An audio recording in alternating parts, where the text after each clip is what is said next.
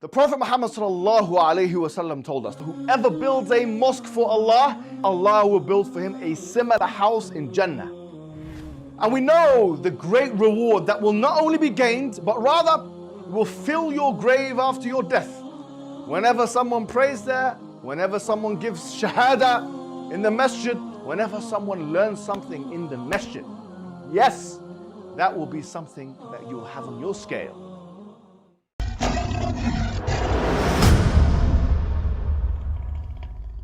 Assalamu alaikum wa rahmatullahi wa barakatuh. How are you guys doing? I'm here joined with a man who needs no introduction. He is the one and only. Tell him. Yeah. He is the one and only smile to Jannah. This is the man. This is the man who's been dominating debates recently with the likes of David Atherton. Who he put in his place and under his foot. Oh, yes. And I enjoyed watching this man. This man who's been attacking us as Muslim people on Twitter and for a long time. And you put him under your foot in a way that was very calculated, very, I would say, very strategic. You strangled him. I did indeed. Yes, you strangled him. But I'll tell you what, something which you're also very well known for now is the politics of the subcontinent. And you've been researching this matter for a very long time. And we've been speaking about Palestine for a very long time. And it's very important to speak about it because of the genocide. But we don't want to do that at the expense of forgetting about people all over the world. In India, the Muslims in India, the Muslims in Kashmir, the Muslims in other parts of the world, the Rohingya Muslims, the Uyghur Muslims, the Sudanese Muslims. Yes. And all of these people need to be mentioned as well. It's not fair that they're not mentioned. And we have big platforms, so we owe it to the people to also educate them and raise awareness on these matters. Today we're going to start with Kashmir. Obviously there was an attack there that took place. Tell us exactly what took place. So the attack took place in Indian-occupied Kashmir. Yeah. So India has occupied their part of Kashmir for quite a while. This has been ongoing for, a lot of people don't know, even before the whole Gaza conflict as well. Wow. So it's a very old kind of issue that's been taking place. When the Brits left after the colonization, they left Kashmir as no man's land. Wow. And both jumped on it. And it then got divided. Can you see there's a trend here with a lot of the places in the Muslim world where there's an issue? You find some historical reasoning which goes back to the British Empire. Either it's colonialism, direct colonialism, or it's some kind of promise in the case of the Balfour Declaration that they've left, or whatever it may be. But they've ruined a big part of the Muslim world before they... That's a very good point, because a lot of... I would say the ignorant people that have become the far right, they show a genuine confusion as to why are these foreigners here? Like, well, what have we done? And can we do the same in their country? But these questions are inherently flawed because of the reasons Absolutely. that you've said. If you look, you just need to look. Sykes-Picot Treaty. Sykes-Picot was literally the carving up of the Middle East, where borders were drawn, literally using a ruler to divide up countries in which there were complex tribal and inter kind of connection between tribes that were literally separated and borders drawn. If you look in Africa, the Berlin Conference, again, lines were drawn and divided up amongst the Europeans. And if you look an older picture of a European man with a cake that says Africa and he's cutting it up amongst the Europeans. And similarly, if you look even with India, Pakistan, the lines, the borders were actually drawn again by the British. You got the Radcliffe line, and the Durand line as well. Fantastic examples at that as well. And I would say that, subhanAllah, is something the Prophet ﷺ predicted. And there is a very famous hadith which many people know, but if you don't know, you should know this hadith. It's exactly what you spoke about, where the Prophet Muhammad ﷺ said in the hadith, "Yushakul umam an tada'a alaykum kama tada'a al-akalatu ila qisa'atiha." That this is almost the time where the nations will be gathered against you, just like people will be gathered in a dinner table, dividing food up, basically. You see the example, the analogy you just gave about, the cake being cut up. This is actually something the Prophet Muhammad sallallahu alaihi wasallam, exactly the wording he used. It's exactly the wording he used. It's ala qis'atiha, al-akalatu ila qis'atiha, the people that were going to eat food on a dinner table. And subhanAllah, as we've mentioned, that's why a lot of, and this is, I think, an important point to make before we continue with what's going on in Kashmir, that when they speak about the economic development of these countries, when they speak about what immigration, all of these things are connected inherently to the colonial project. They want to absolve themselves, the far right want to absolve themselves, and the alt-right and even the right wing, from any colonial responsibility. They don't want to speak about that. They think, okay, well, that's something of the past. You guys conquered things as well, and look at how Islam spread, etc. And there's a huge difference between how Islam spread versus how they colonized countries. When Islam went to different countries, they didn't steal and then send it back to the, for example, to Mecca. That's why you'll find that the economy of Mecca didn't go up. It was all the economies around that were going up at the same time. Whereas when the Brits went to India, okay, and the East Indian Company, literally from Karachi, at the time obviously was not part of Pakistan. Pakistan was not a country until 1947, I think it was. Exactly the same year, actually, ironically, 1 year before Israel became a country. But one victory, you could say, and one defeat in the same year, similar to what happened in the 1400s. In 1463, you had Constantinople being captured, but then in 1490, you had the Reconquista. Sometimes that happens. You got victory and defeat happening kind of side by side. But the point I'm making is that, you see, this is, it shows you the colonial legacy. This is something you cannot deny. You cannot pretend it doesn't exist. The colonial legacy is the reason why a lot of this stuff happened. And as I was saying, things were being transported from Karachi all the way to London. People here were benefiting from the spices in London and in Manchester of what was going on in Karachi. That's not happening. That's not what happened with the Islamic expansion. So I think it's very important to get these things right. Islamic conquest was different to British colonialism. Yeah. And if you think that they're the same, you're historically inept. You don't have the correct understanding. And moreover, the worst thing is, all this colonial stuff happened after liberalism was formalized as an ideology. You guys are saying that, you got to be liberal, all these kind of things. You had liberalism at the time of Locke and Hobbes and all that stuff, and you still had colonialism side by side with it. So you have to start taking responsibility for this stuff, A lot of the stuff that's happening in the world today, I think you start having the right wing, you're blaming everyone, immigration, you're blaming this one, you're blaming that one. Blame yourselves, blame your forefathers, blame your grandfathers, blame your great-grandfathers that had people shackled in chains, that had people as slaves, that were racist, that went to our countries, that settled in our countries for hundreds of years, that drew lines, that stole our resources. You think the chickens are not going to come home to roost after all of what you've done? Yeah? Because this Kashmir situation is, as we've mentioned, with many of the conflicts of today, as a direct result of the colonial legacy of the British Empire. But to continue now, what happened specifically with this attack? So there was an attack that took place in Indian occupied Kashmir that took the lives of about 26 people, which is of course tragic.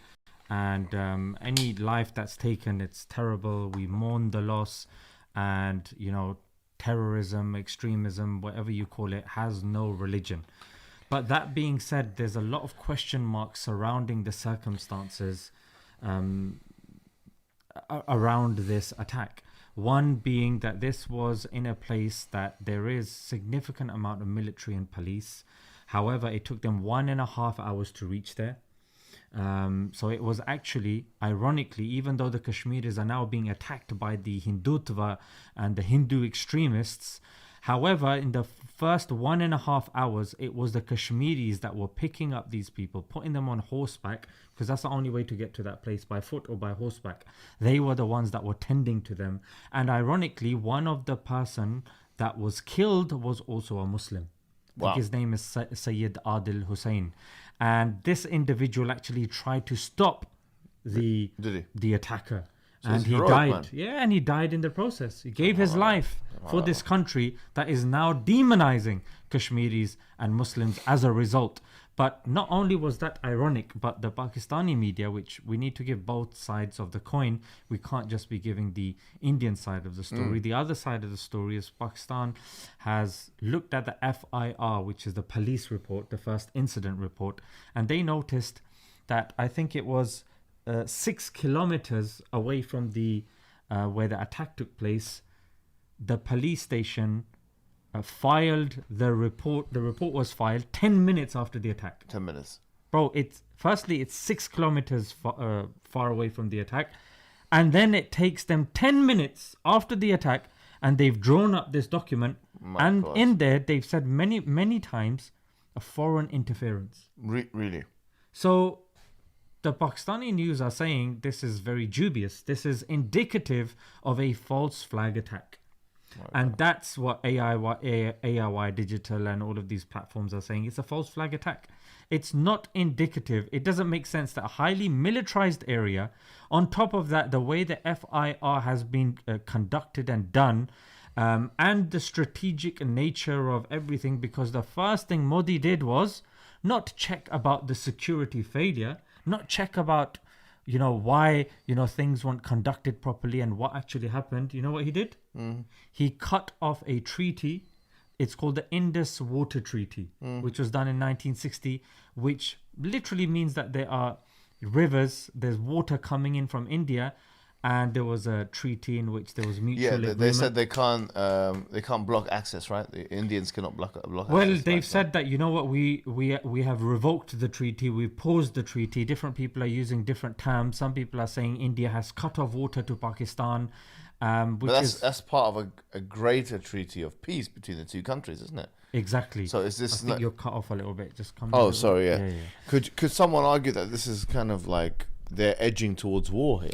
No, Pakistan have clearly said that if this is carried out and if it's done, India is declaring war on us. So we will declare war on them. So it's an act of war. Those are the exact words. This is an act of war if this happens. Because it will lead to starvation. I mean, that's why you've got even the Guardian article of them speaking to farmers. I mean, without water, without even information of water, there could be floods. And restriction of water because of dams, the agriculture is affected. The whole country can be brought to their knees. This is a very strategic advantage that India wanted for quite a while. Yeah, in the last, I think, 2 or 3 interactions between the two countries, this has not happened. It's only happened very recently. And this is, if something was to happen in the future, it doesn't make sense for India to do anything now. It's illogical. So they're going to take this W. This is a victory for them. Yeah. Why? Because it's completely what you're doing. When you have control over the resources of a country, you've got them by the proverbial balls, let's be honest. Yeah. Sorry for the example. But if you've got them strategically, anytime you want to attack them now, that's it. They're going to be easily manipulated, easily kind of defeated. Let's be honest. Water is essential, bro. You cannot go 4 days without water. And if most of the water is coming from India, and India is saying, we're not going to tell you about floods, we can build dams, we can restrict the water and all of this. And when you've got these protests taking place, what are the Indians doing? They're holding up water bottles and saying, hey, look, mocking, like collective punishment. Where have you heard this before? People mocking collective punishment. Where have you heard this? Where have you heard this? Yeah, of Gaza, yeah. And guess who the closest friend of India and Modi is? Benjamin Netanyahu and Israel. They're actually helping. They're helping India with this plan because India wants to be an ethno-state just like Israel, and they're both saying, look, we only have one country, and look, we've got the same enemy, the Muslims, and look, again, it's our land, and our land is being taken over. They use the same talking points, they use the same drama, they use the same sort of control. India is very low down even in press freedom. Yeah, it's a country with immense amount of potential. However, it's being given into the hands of Hindu extremists that are literally curtailing the progress of this country. And we want India to succeed. There are many, many Muslims. There's a great deal of Muslims in that country. However, the trajectory that it's taking, it's not a good trajectory, bro. And that's why there's current tensions between the two countries. There's border skirmishes that took place. India's claimed to kill Pakistani soldiers. Pakistan's sending tanks. Personally, I don't think war is going to take place. However, these are precautionary measures. India's got what it needed. It'll probably just dial it down as much as they could. But the typical things have happened, like closing of airspace, expelling, not allowing visas from each other's countries and the likes. But ironically, Pakistan has revoked the visas of the Indians and sent them back, as has India. But Pakistan has not included the Sikhs in this. The Sikhs are exempt because Sikhs find a great deal of connection with Pakistan as well, and they've got their leaders telling them don't fight. I mean, the religion was founded in Pakistan, wasn't it? So there you have it. Like they see, because they want an independent state called Khalistan as well, and India has really been killing their seniors and superiors, whether it's in Canada and interfering wherever they can. So the Sikhs understand this and they know. And just to maybe the last question I want to ask here is the plight of the oppressed Kashmiris under this occupation. What can you say of this, particularly of our brothers and sisters, many of which leave comments sometimes, send us emails. They want us to kind of speak about their struggles. The thing is, bro, we saw it the last time we spoke about Kashmir and what was going on with, again, it was a law that was passed that was further oppressing the Kashmiris there. They switch off the internet, they switch off. That's the connection to the world in the modern age. Imagine cutting off internet, that you cannot even document your plight and put it on social media. That's the control. Like switching off electricity, having military presence there, bulldozing houses. Kashmiri students are being attacked on the street, inside, dragged out, beaten, lynched. This is something which is, for people that follow what goes on in India, it's pretty normal.